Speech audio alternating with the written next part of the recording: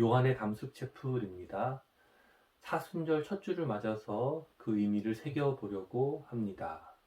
오늘 말씀은 하나서 교회 주일 예배에서 어제 나누었던 말씀입니다.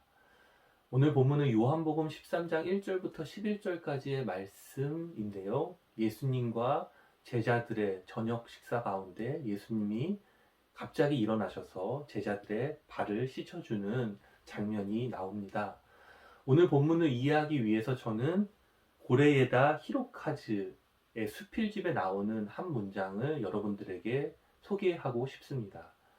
작가는 세계를 지배하는 것이 아니라 세계의 부자유를 받아들이는 것이 작가이다. 작가는 이 세계를 자기의 어떤 시선으로 고정되게 보는 것이 아니라 세계의 부자유를 그대로 있는 그대로 받아들이는 게 작가라고 그는 자신의 다큐멘터리적인 관점을 이렇게 설명하고 있습니다. 그의 영화들을 보면 평균적인 가족들이 나오지가 않습니다. 홀로 살아갈 수밖에 없는 사람들이 함께 모여서 살아내려고 하고요. 가족들이 뒤바뀌기도 하고 자녀의 죽음 앞에서 가족들은 서로에게 착한 말을 하지 못하고 쏘아대지만 그 가족들이 차갑게 느껴지지가 않습니다. 이러한 어떤 변주들은 우리에게 영화를 보고 나면 가족의 진정한 의미가 뭐지? 아버지의 의미가 뭐지? 이것을 다시 한번 질문하게 하는 좋은 영화입니다. 이러한 관점에서 오늘 본문 예수님과 제자들의 저녁 식사를 보게 되니까 좀 새롭게 보게 되었습니다. 저는 이전에도 이 본문을 설교한 적이 있는데 예수님의 사랑에 초점을 맞추었습니다. 하지만 이 고레야다 히로카즈 감독의 관점으로 보게 되니까 오늘 식사의 현장은 혼돈의 현장입니다. 유다는 깜짝 놀랐겠죠. 왜냐하면 자신이 배신하려고 했는데 예수님이 알아버렸으니까요. 하지만 다른 제자들도 다르지 않습니다. 그들은 아닌 척 하지만 실제로는 예수님과 다른 마음을 가지고 있었던, 예수님의 죽음의 예고 앞에서 실망하고 좌절하고 있었던 그들의 모습들, 그 놀람들, 당혹함들, 혼란이 어떻게 보면은 오늘 본문의 핵심입니다. 우리의 식탁이 굉장히 혼란스럽습니다. 당혹스럽습니다. 이러한 현실을 살아가는 우리에게 이 사순절의 의미가 무엇인지 저는 오늘 여러분들과 함께 나누어 보고 싶습니다. 우리의 혼란스럽고 당혹스러운 저녁 식사 자리에 주님이 함께 하십니다.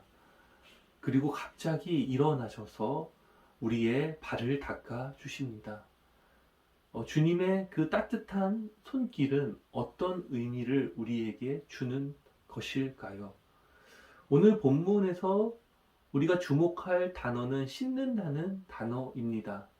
그리고 그 단어의 핵심은 10절에 담겨 있습니다. 10절은 이렇게 주님이 말씀하십니다. 이미 목욕한 사람은 온몸이 깨끗하니 발 밖에는 씻을 필요가 없다라고 주님께서는 정리를 해 주십니다. 여러분, 예수님께서 우리의 발을 닦아주시는 행위는 첫 번째로는 우리의 신앙의 출발점을 기억하게 하시기 위해서입니다. 그 신앙의 출발점은 무엇입니까? 그것은 세례입니다. 제가 속한 장로교에서는 약식으로 세례 때 물을 3번 뿌리지만 초대교회 때부터 전통은 온몸을 목욕하듯이 물에 담그는 전통이 있습니다. 그 전통을 통해서 우리는 그리스도와 내가 연결되었다는 것, 그리스도와 하나 되었다는 것을 고백하게 됩니다. 로마서 6장 3절을 참조하시면 됩니다. 이것이 얼마나 놀라운 기독교의 신비입니까? 우리는 주님께서 우리의 발을 씻겨주실 때 기억해야 합니다. 이것은 단순한 내 개인적인 고백이 아니라 수천 년 전부터 아버지와 자녀가 맺은 그 관계 안에 우리도 참여하게 되는 것, 우리도 동참하게 되는 것, 우리도 그 관계를, 사귐을 누리게 된다는 것을 여러분들 꼭 믿으시기를 바랍니다. 한강, 그것은 서울을 살아가는 사람들의 물줄기입니다.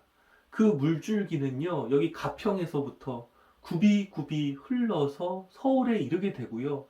그 강을 따라서 수많은 사람들이 잇대어 살아가는 것, 그것이 인간입니다.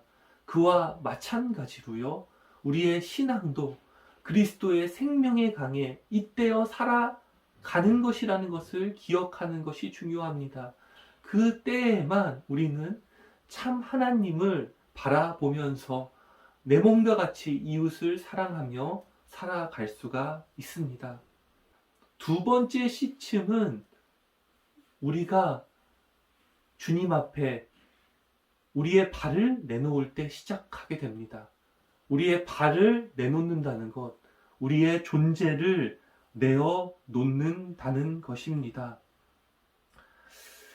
특별히 우리가 그리스도와 함께 동행한다고 할 때부터, 또 우리가 헌신하고 그리스도의 삶을 산다고 할 때부터요, 그때 사단이 우리를 넘어뜨리려는 전략은 무엇이냐면 우리가 자기 환상에 빠지게 하는 것입니다. 자기 만족에 빠지게 하는 것이고요. 또 우리가 사랑 없이도 주님의 일을 이룰 수 있다는 착각 속에서 살아가게 하려는 것입니다. 그때 우리에게는 주님의 발시침이 필요합니다. 에스겔 36장 25절 말씀이 생각이 납니다. 내가 너희에게 맑은 물을 뿌려서 너의 우상을 제거하고 새 영과 새 마음을 주겠다는 주님의 약속의 말씀.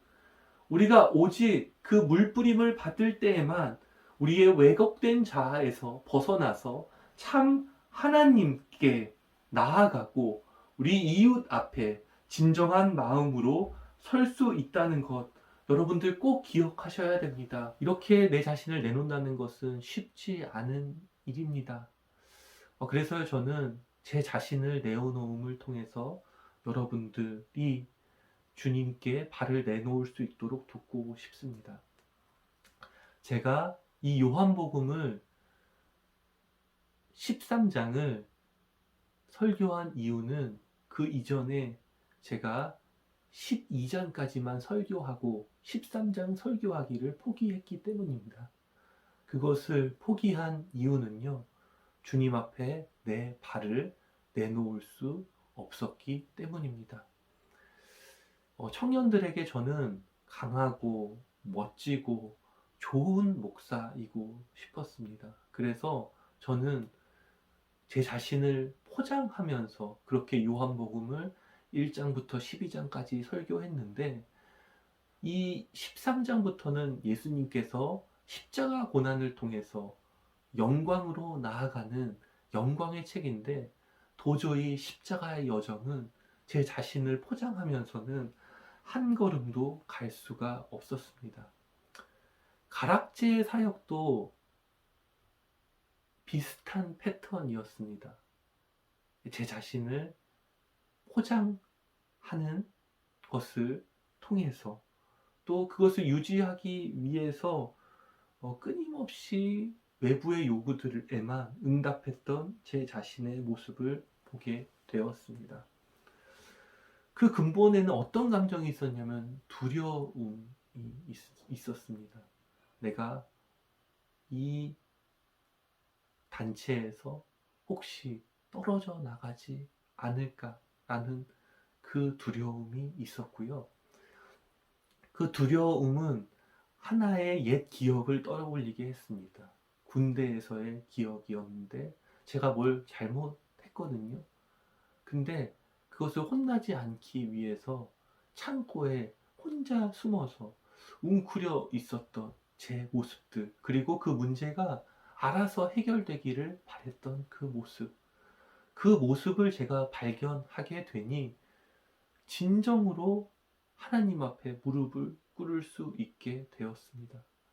주님, 더 이상 이 갇힌 공간에 저를 꽁꽁 싸매고 살아가지 않게 하시고 과감하게 용기 있게 뛰쳐나아가 주님이 주신 그 형상 안에서 제가 마땅히 책임지고 살아야 할 삶을 살게 하여 주시옵소서.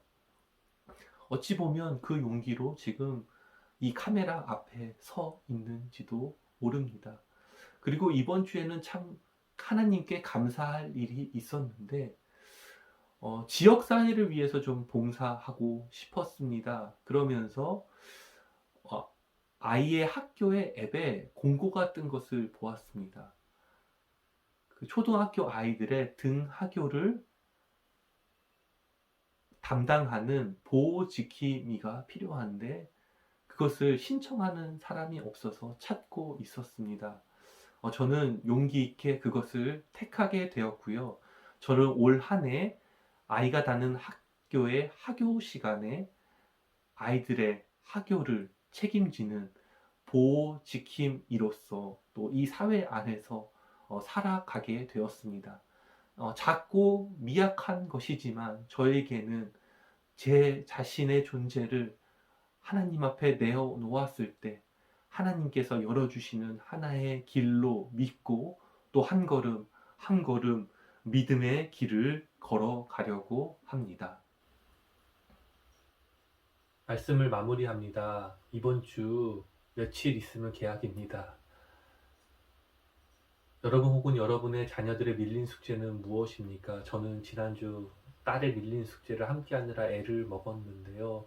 여러분들께 격려와 화이팅을 보내드립니다. 개학을 기대하면서 밀린 숙제 잘 마무리하시기를 바랍니다. 신앙적인 밀린 숙제는 무엇일까? 그것은 우리 안에 있는 깊은 곳에 하나님을 향한 열망입니다. 저는 이번 사순절에는 요한복음 13장부터 21장까지 천천히 걷듯이 읽어보려고 합니다. 21장까지 다 가지 못해도 좋습니다. 천천히 오늘 설교를 준비한 것 같이 묵상하면서 저를 향하신 그 주님의 시선을 느끼고 한 걸음 더 나아가 내 발을 내어놓으면서 주님과 얼굴을 맞이하고 그것을 통해서 내 삶을 용기 있게 앞으로 전진하는 삶을 살기를 원합니다. 묻고 싶습니다.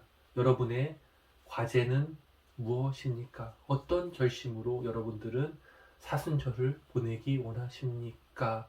오늘 주님께서 우리에게 요청하신 말씀, 내 발을 내 앞에 내놓으라는 말씀 앞에 여러분들 반응하시면서 이 사순절 의미 있게 뜻깊게 보내시기를 바랍니다. 주님께서 먼저 앞서가시며 우리를 그 골고다의 언덕을 넘어 그 부활의 열린 문으로 나아가도록 우리를 인도하실 것입니다. 기도를 통해서 말씀을 마무리합니다. 주님, 사순절의 시작입니다. 우리의 생이 이미 맺어진 하나님과 자녀의 관계 안에 있음을 발견하고 그 생명의 강에 잇대어 살아가게 하소서. 공동체의 예배와 개인의 묵상이 잘 어우러져 주님의 세밀한 손길 안에서 꽁꽁 쌓아둔 나를 주님 앞에 내놓는 용기를 허락하소서. 그로 인해 이 사순절의 기간을 거치며 왜곡된 자아를 벗게 하시고 참 하나님과 이웃에게 전심으로 달려갈 수 있는 우리가 되기를 원합니다. 예수님의 이름으로 기도합니다. 아멘.